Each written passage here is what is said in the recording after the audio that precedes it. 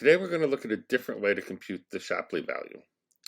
The way we'll compute the Shapley value now is to imagine a particular player, say player I.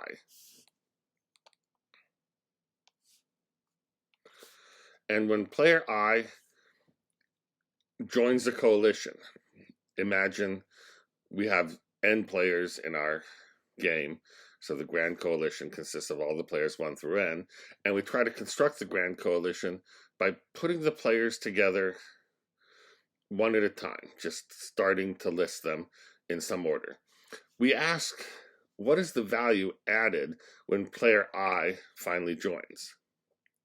Well, the added value is just the difference between the value of the coalition with player I, whatever coalition it is at that time, minus the value of what the coalition looked like before we had player I in there.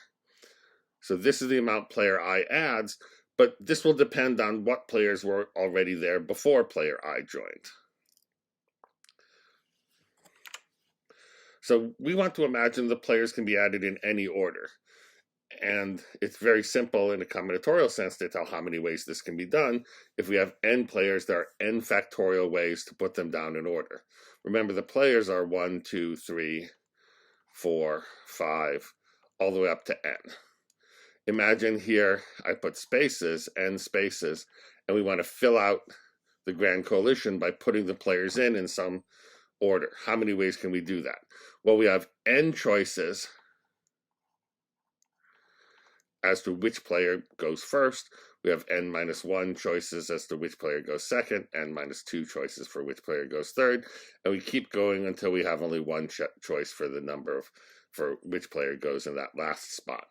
The number of ways to construct this list of players in order is precisely the product of these 1 times 2 times 3 up to N, which is N factorial. Now, here's my claim. If we put the players together in all possible orders, the N factorial different possible orders, take the average of all of these. The average of what? The average of the amount that player I adds to what came before him in terms of value from the characteristic function. If you average that extra value from adding player I over all N factorial choices, I claim you'll get the Shapley value for player I. Let me write what that would look like. We're going to sum over all the ordered lists of the players. Remember, there are N factorial of those. And over all of those ordered lists of the players, we're going to sum this quantity, which is V of S minus V of S minus I,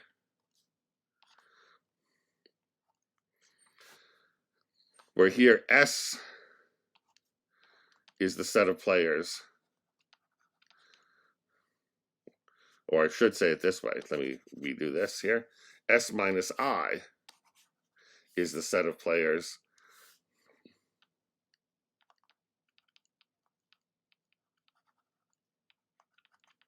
that came before player I.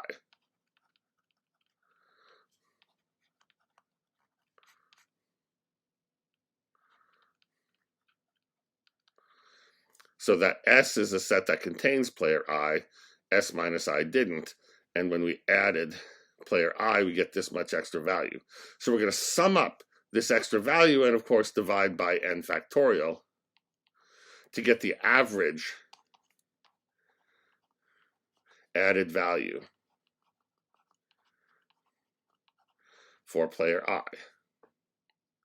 Now, in the book, they write it in this other way.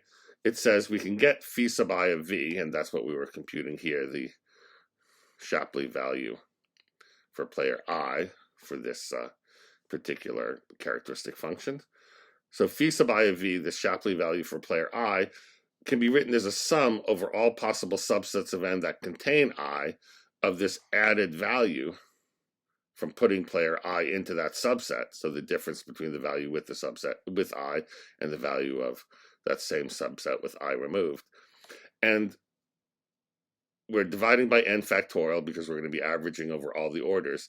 This numerator kind of tells you how many ways there are to have the same set of players before I and the same set of players after I.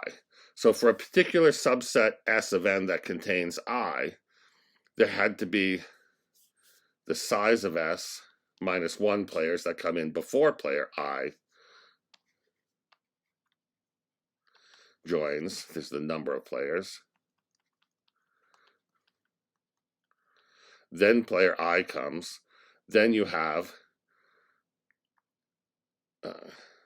n minus the size of S players after I. I've written that badly, so let me redo this just a little bit. Then you have n minus the size of S players. These are the ones that come in after player I.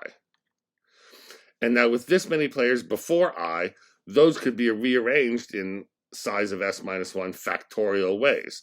So this is actually the number of ordered lists of these players that could come in before I, and this is the number of ordered lists of the players that could come in after I, all for a particular subset S of n that contains I.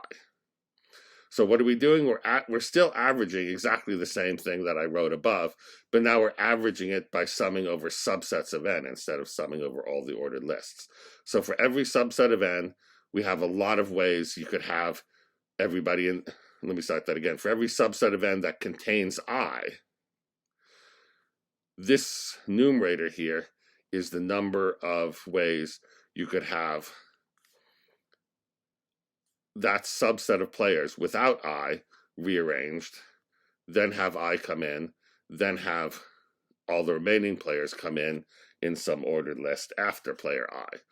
And for all of these, you'll have the exact same added value for I, because the amount of added value from adding player I only depends on which players were already there before him. It makes no difference what order they came in. So we're summing over all those possibilities.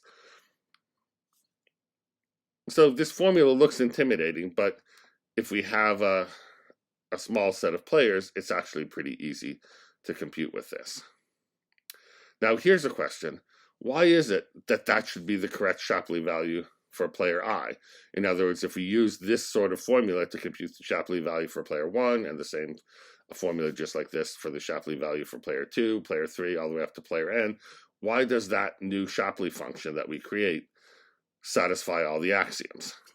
Well, it's not too difficult to see that most of these axioms are satisfied. Let's start with the easy one, the dummy axiom.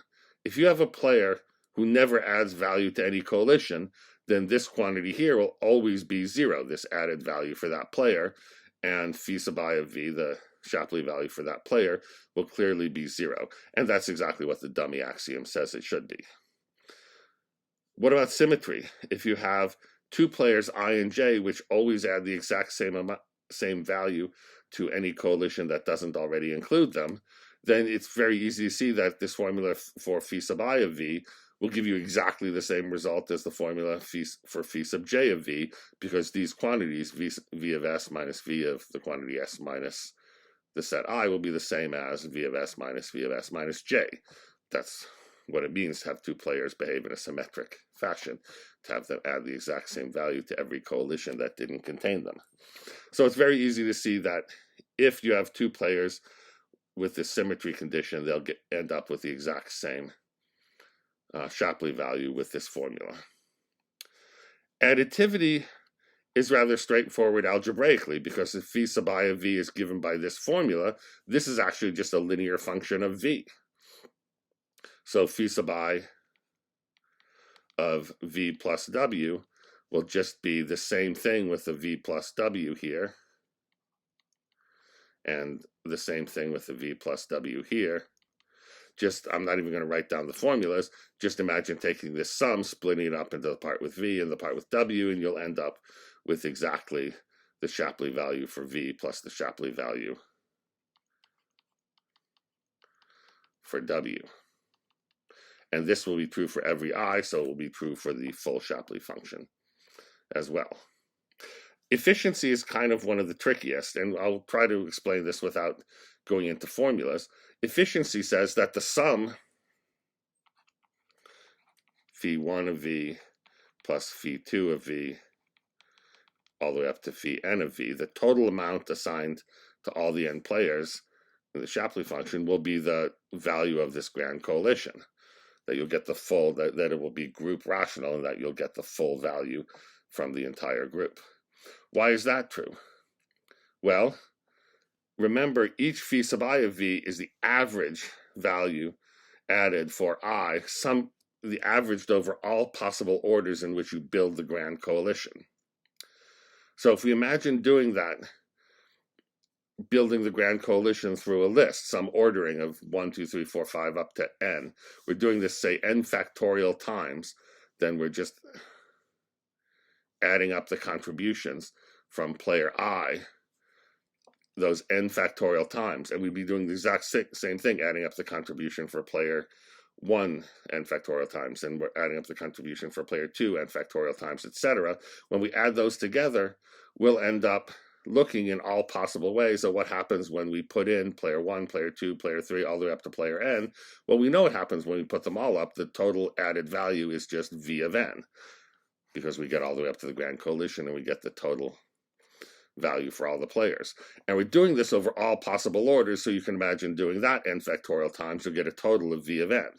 Well, those n factorial times we do this, we could kind of split them up from the contributions from player 1, player 2, all the way up to player n, and for each one you'd get exactly this formula, which is why when you sum these formulas together, you get exactly v of n.